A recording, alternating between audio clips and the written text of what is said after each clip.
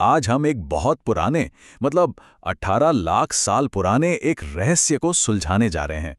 एक ऐसा अनसुलझा मामला जो हमारे सबसे शुरुआती पूर्वजों होमो हैबिलिस के इर्द गिर्द घूमता है। हम इस तरह के और भी दिलचस्प किस्से लाते रहेंगे, तो हमारे साथ बने रहने के लिए सब्सक्राइब करना न भूलें। तो आज का सबसे बड़ा सवाल ये है, आखिर ऐसा क्या था कि हमारे पूर्वजों की ये पूरी की पूरी प्रजाति बड़े होने से पहले ही खत्म हो गई? तो चलिए इस 18 लाख साल पुरानी जांच की कोल्ड केस फाइल को खोलते हैं और देखते हैं कि हमारा पहला सुराग क्या कहता है। कहानी शुरू होती है 1960 से, जब लीकी परिवार तंजानिया में खुदाई कर रहा था और उन्हें मिला एक जबड़े का टुकड़ा। जब इसकी जांच हुई तो पता चला कि यह कोई आम जीवाश्म नहीं था, ये पूरे 18 लाख साल पुराना था। लेकिन असली चौंकाने वाली बात तो कुछ और ही थी। दांतों और कलाई की हड्डियों से ये साफ हो गया कि ये अवशेष किसी बच्चे के थे, जिसकी मौत सिर्फ 11 या 12 साल की उम्र में हो गई थी। और यहीं से इस रहस्य की शुरुआत होती है। और देखिए, ये कोई इकलौता मामला नहीं था। जैसे जैसे और जीवाश्म मिलते गए, एक बहुत ही परेशान करने वाला पैटर्न सामने आने लगा। ऐसा लग रहा था मानो ये प्रजाति जवानी की दहलीज भी पार नहीं कर पाती थी। जब वैज्ञानिकों ने 20 अलग-अलग जीवाश्मों की गहराई से जांच की, तो जो औसत उम्र सामने आई वो हैरान करने वाली थी। सिर्फ 12.8 साल। सोचिए, ज्यादातर 10 से 14 साल के बीच ही मर गए। कोई भी, एक भी नहीं 30 साल की उम्र तक पहुंच पाया। तो ठीक है, अब हमारी जांच का अगला पड़ाव है पीड़ित की प्रोफाइलिंग। आखिर ये होमो हैबिलिस थे कौन? चलिए उनकी हड्डियों में छुपे फोरेंसिक सबूतों को खंगालते हैं। तो इस प्राणी का नाम रखा गया होमो हैबिलिस। होमो का मतलब है मानव पूर्वज और हैबिलिस का मतलब है कुशल व्यक्ति या हैंडीमैन, क्योंकि ये अपने हाथों का इस्तेमाल करना जानते थे औजार बनाने के लिए। इनके दिमाग के साइज में एक बहुत बड़ी एवोल्यूशनरी छलांग देखने को मिलती है। देखिए, एक चिंपैंजी का दिमाग होता है करीबन 400 सीसी का, वहीं होमो हैबिलिस का दिमाग था लगभग 650 सीसी। ये एक जबरदस्त बढ़त थी, लेकिन फिर भी ये आज के इंसानों के दिमाग के साइज का सिर्फ आधा ही था। अगर इनके डील डॉल की बात करें तो कद में ये लगभग 4 फीट के थे, मतलब आज के इंसानों से करीबन 35% छोटे। इनके हाथ औजार बना सकते थे। ये सर्वाहारी थे, जो मिला वो खा लिया। और सबसे जरूरी बात, ये हमारी ही तरह 2 पैरों पर सीधा चलते थे। अब जरा उस दुनिया की कल्पना कीजिए जिसमें होमो हैबिलिस जी रहे थे। ये प्लाइस्टोसीन हिमयुग का दौर था और ये, सच कहूं तो, राक्षसों का देश था। धरती ठंडी और सूखी होती जा रही थी। घने हरे भरे जंगल सिकुड़ रहे थे और उनकी जगह ले रहे थे खुले घास के मैदान। मतलब कुदरत ने एक तरह से उन्हें पेड़ों की सुरक्षा से बाहर निकालकर भूखे शिकारियों से भरे खुले मैदान में धकेल दिया था। तो फिर इस केस में हमारे मुख्य संदिग्ध कौन है?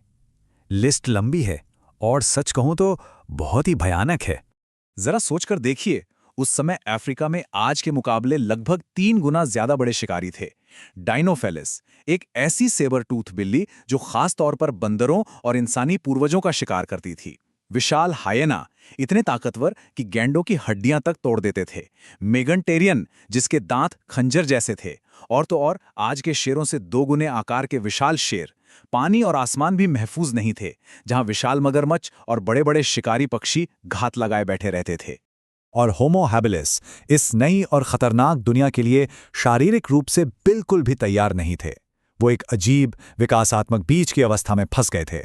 ऐसा लगता है जैसे कुदरत ने उनके साथ एक क्रूर मजाक किया था। वो न तो पूरी तरह जमीन पर रहने के लिए बने थे और न ही पेड़ों पर। वो बेचारे 2 दुनियाओं के बीच में कहीं फंस कर रह गए थे।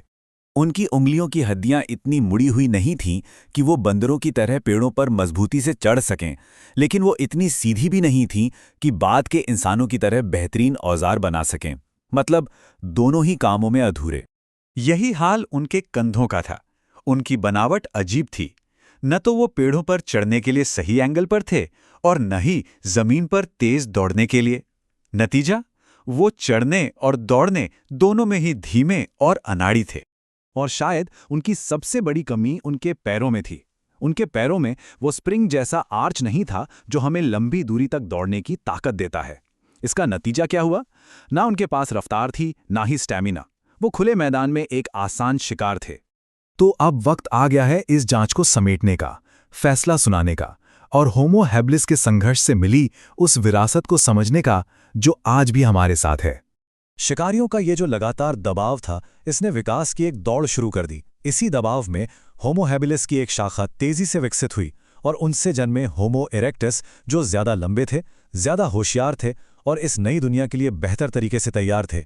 होमो इरेक्टस ने न सिर्फ होमो हैबिलिस को पीछे छोड़ दिया, बल्कि उन्होंने आग की खोज की और वो पहली प्रजाति बने जो अफ्रीका से बाहर निकली। और यहीं पर कहानी का सबसे दिलचस्प मोड़ आता है। उनकी सबसे बड़ी कमजोरी, यानी उनका शारीरिक रूप से कमजोर होना ही उनकी सबसे बड़ी ताकत बनी। क्योंकि वो अकेले शिकार नहीं कर सकते थे, उन्हें मजबूरन साथ रहना पड़ा, एक दूसरे से बात करनी पड़ी, मिलकर काम करना पड़ा, और इसी मजबूरी ने मानव समाज की नींव रखी। जरा सोचिए इस बारे में। उनके दुश्मन एग्जाम या खराब बॉस नहीं थे, उनके दुश्मन थे खंजर जैसे दांतों वाले आज के शेरों से दोगुने बड़े राक्षस। और फिर भी वो बचे रहे, ताकत से नहीं बल्कि अपनी बुद्धि और सहयोग से। होमो हैबिलिस की कहानी हमारे डीएनए में लिखी है। उनकी विरासत थी मुश्किल से मुश्किल हालात में भी बुद्धि के दम पर जिंदा रहना। सवाल यह है कि हमारी विरासत क्या होगी।